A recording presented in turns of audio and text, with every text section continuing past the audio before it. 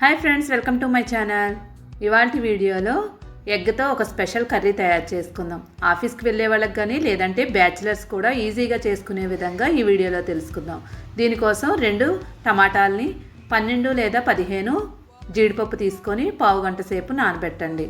పొయ్యి మీద ఒక కళాయి పెట్టుకొని 3 టేబుల్ స్పూన్ల నూనె వేసుకోండి. నూనె వేడైన తర్వాత 2 ఉల్లిపాయలని చిన్న చిన్న ముక్కలుగా కట్ చేసుకున్నవి వేసుకోండి. బాగా చిన్న ముక్కలుగా కట్ చేసుకొని వేసుకొని 2 నిమిషాల పాటు వేయించుకోండి. 2 నిమిషాలు వేయించిన తర్వాత దీనిలో 1/2 టేబుల్ స్పూన్ అల్లం వెల్లుల్లి పేస్ట్ వేసుకోండి. ఉల్లిపాయ వేసిన వెంటనే అల్లం వెల్లుల్లి పేస్ట్ వేస్తే మనకి మాడిపోద్ది. అందువల్ల మనం ఉల్లిపాయల్లో నుంచి నీరు బయటకు వచ్చిన తర్వాత అల్లం వెల్లుల్లి పేస్ట్ వేసుకోండి. అల్లం వెల్లుల్లి పేస్ట్ వేసుకున్న తర్వాత ఉల్లిపాయలు అల్లం వెల్లుల్లి పేస్ట్ బ్రౌన్ కలర్లో వచ్చే వరకు వేయించుకోండి. ఎప్పుడైనా కానీ అల్లం వెల్లుల్లి పేస్ట్ వేయించుకున్నప్పుడు దగ్గరుండి వేయించుకోండి. చూడండి, ఉల్లిపాయలు అల్లం వెల్లుల్లి పేస్ట్ బాగా వేగిపోయాయి. ఉల్లిపాయలు ఈ కలర్ వచ్చే వరకు కంపల్సరీ వేయించుకోండి. ఈ కలర్ వచ్చిన తర్వాత ఇప్పుడు 1/2 గ్లాసు నీళ్ళను వేసుకోండి. కొంచెం నీళ్లు వేసుకొని బాగా కలిపేసుకోండి.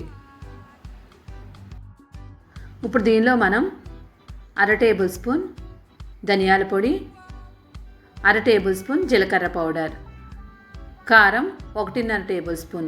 కారం తినేదాన్ని బట్టి ఎక్కువైతే ఎక్కువ, తక్కువైతే తక్కువ వేసుకోండి. కారం వేసిన తర్వాత బాగా కలిపేసుకోండి. ఈ నీళ్లు వేయడం వల్ల మనకి కారం రంగు మారకుండా కలర్ అనేది ఎర్రగానే ఉంటుంది. ఇప్పుడు మొత్తం అంతా కలిపేసుకొని దీనిలో ఆయిల్ బయటకు వచ్చే వరకు వేయించుకోండి. ఆల్రెడీ నీళ్లు వేసాం కాబట్టి ఆ నీరంతా పోయి ఆయిల్ బయటికి రావాలి. చూడండి, ఇలాగా ఆయిల్ బయటకు వచ్చే వరకు వేయించుకోవాలి. ఒక మిక్సీ గిన్నె తీసుకొని దానిలో టమాటాలను ముక్కలుగా కట్ చేసుకొని వేసుకోండి.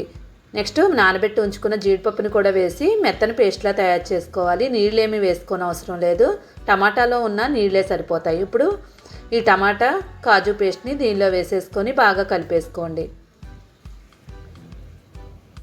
జీడిపప్పు టమాటా పేస్టు పచ్చివాసన పోయే వరకు వేయించుకోవాలి. అంటే మనకి వేయించుకున్న తర్వాత ఆయిల్ బయటకు వచ్చే వరకు వేయించినట్లయితే పచ్చివాసన అనేది పోతుంది. ఎప్పుడైతే మసాలాలు వేగుతాయో అప్పుడే మనకి నూనె బయటకు వస్తుంది. ఇప్పుడు దీనికి రుచికి తగినట్లుగా సాల్ట్ వేసుకోండి. ఉప్పు వేసిన తర్వాత కొత్తిమీర కొంచెం వేసుకోండి. ఫ్రెష్ కొత్తిమీర వేసుకోవడం వల్ల మనకి కూర టేస్ట్గా ఉంటుంది, ఇంకా ఆరోగ్యానికి కూడా చాలా మంచిది. పిల్లలు చాలామంది కొత్తిమీర తినన్న వాళ్ళకి ఇది చక్కని చిట్కా. కూరలో వేసినట్లయితే వాళ్ళకి తెలియకుండానే తినేస్తారు. ఇప్పుడు మొత్తం అంతా బాగా కలుపుకొని ఇప్పుడు మూత పెట్టి 2 నిమిషాలు ఈ మసాలా అంతా వేగనివ్వాలి. ఆయిల్ బయటకు వచ్చే వరకు వేగనివ్వండి. చూడండి, మూత తీయగానే మనకి ఆయిల్ అంతా బయటకు వచ్చినట్టు కనిపిస్తుంది. అంటే మనకి మసాలా కూడా వేగిపోయి ఉంటుంది. ఇప్పుడు ఒకసారి బాగా కలిపేసుకోండి.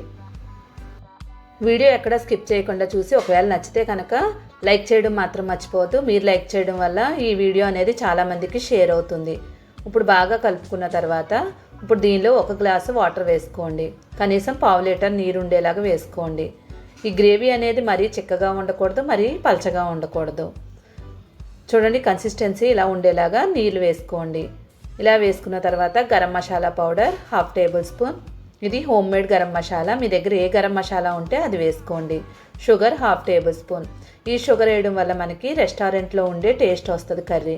వద్దనుకునే వాళ్ళు స్వీట్నెస్ స్కిప్ చేసుకోవచ్చు. ఇప్పుడు దీన్ని బాగా కలిపేసుకొని మూత పెట్టి మనం 2 నిమిషాలు గ్రేవీ అంతా ఉడకనివ్వండి.